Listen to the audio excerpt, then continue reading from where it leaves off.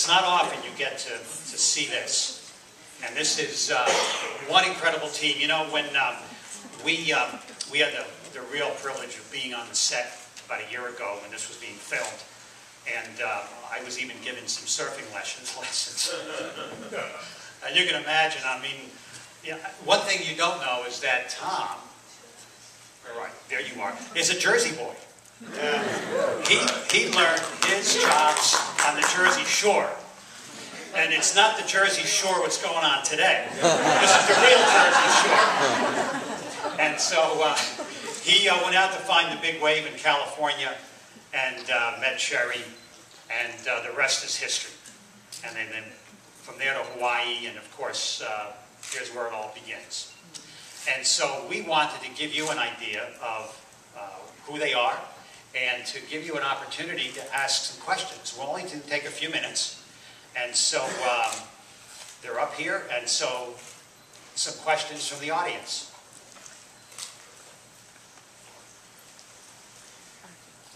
And please wait for the mic.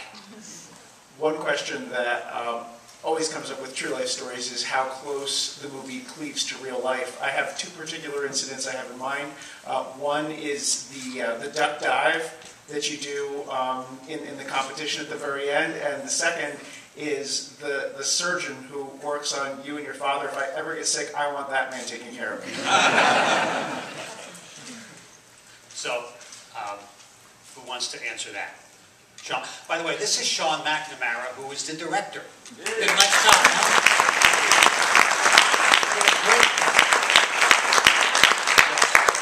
I think Bethany should answer that, right? Yeah, there you go.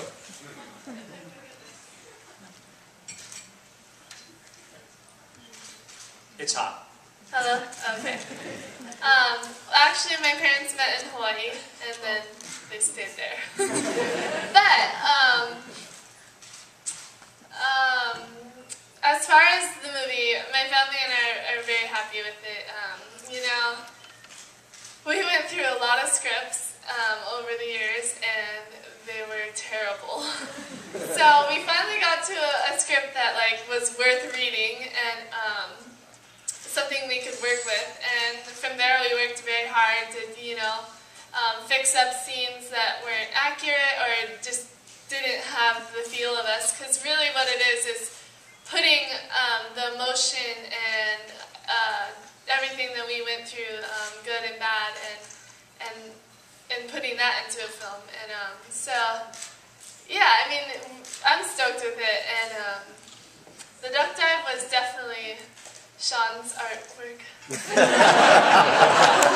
Wait a minute, do you duck dive under waves? I don't duck dive under other people usually. She's right there. But our doctor was incredible, and he is an amazing man, and I surf with him to this day. Like, he's a surfer, and he's super cool, and that guy's a good friend from home, the guy that played him. So we love that. We love that part of the film. I gotta say something real quick. I love her honesty because she's a very, very honest person. But there's not many writers who want to hear that the scripts are horrible. We fight them all the time. Other questions? Because I have a few questions for them that I think you might like to know, but for now, yes. Did your father ever get his knee surgery? Kind of lost that. That's a good question. Yes, I did. I got my knee surgery about a week and a half after the attack. I just wanted to note there, you know, I guess it's not Reuters, but not Hollywood Reporter. Variety. Yeah, thank you. Thank you, Julie. Yeah, Variety, they didn't think that part of the movie was true. They thought that was way too sensationalized. But he hadn't done his research, I guess. But he kind of wrote off the movie on that part, thinking it was too unbelievable. But it's true to how you see it right in the movie. Oh, except for they didn't cross paths, because my dad, he got wheeled into another room, forgotten about. We forgot about him. Went and visited him, didn't tell him what it really had happened. He just knew it was it was a shark attack. He didn't get details. He didn't know Bethany lost her arm until he went to visit her after the surgery at her bedside. Yes, Joel. The cinematography is rather extraordinary. And I'm curious if you could talk a little bit about how you actually, the process of photographing, how did you keep tracking with her? What was the process that you went through? Your director of cinematography. Sure. Well, first of all, it's John Leonetti. He was our DP, and he's just unbelievably talented, so he's amazing. But pretty much on all the surfing scenes, we had 3 cameras. One on the beach, one on the back of a jet ski, so it would ride right next to Bethany or whoever was surfing at the time. And then Don King, who's another incredible DP, was in the water. So they would surf right by him. And I don't know why they didn't hit him, because they're just so talented, but that's how they got those incredible angles. Was this shot digitally? No, this was shot 35 millimeter.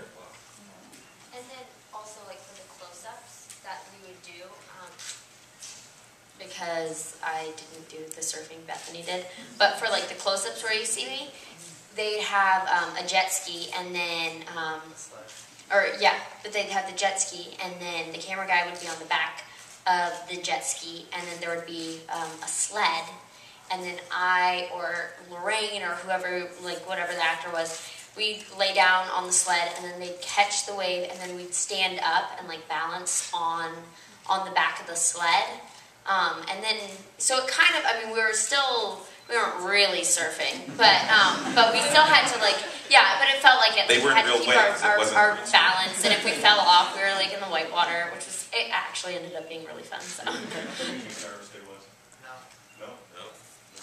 Yeah, he was I gotta say, they took me out there for at least 5 or 6 hours and beat the hell out of me. And it was tough. It was, I mean, I did it for God 3 bless days. you, you guys do. But yeah, I know you fun. don't do it a lot. You don't do it a lot. But I mean, but the thing is, they use some of your footage. and these waves are, I mean, you're on the back of this sled, and the guy's right there, and you hold on to this rope, so you're standing up on your knees, basically. And you look back, and you see this 10 to 12-foot wall coming, and I want to turn, you can go now.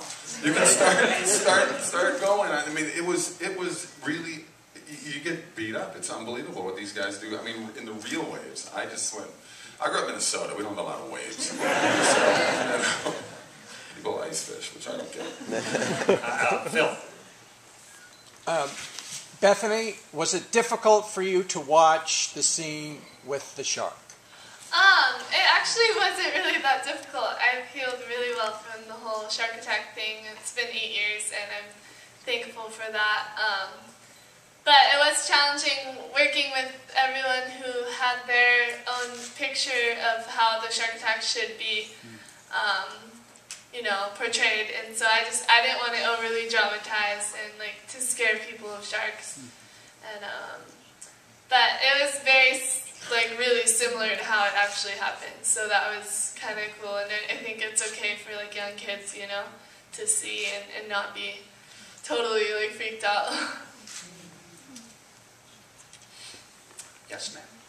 Bethany, I am so inspired by your life. I have to say that. I have a question. A lot of talk about waiting on the big wave in your life when you were surfing. And I would like to know how your ability to wait on that wave, the timing, helped you to get this movie done. Oh my gosh, it's been a long 5 years, I would say. And I guess just trusting in God and knowing that He is ultimately the artist of everything. And just having patience and perseverance and unity.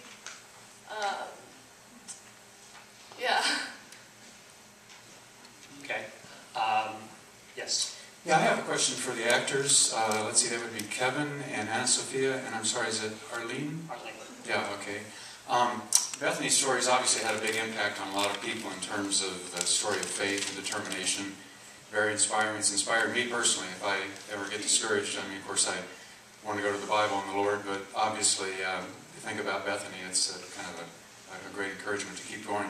And I wondered if you have any thoughts about how meeting her, hearing her story might have affected you personally. I don't know if you have to answer, but I'd just be curious about your reactions about that. Yeah, I mean, it's an incredible story, but knowing Bethany is even cooler because, like, we're just friends, you know, I feel like they're my second family, sort of. But it's weird, you know, when, you know, I go down to Hawaii and over Christmas break and, you know, she's just my friend, and then all of a sudden we start doing press, and then I forget about all the stuff that's happened to her, you know, because it's not like we talk about it all the time, you know?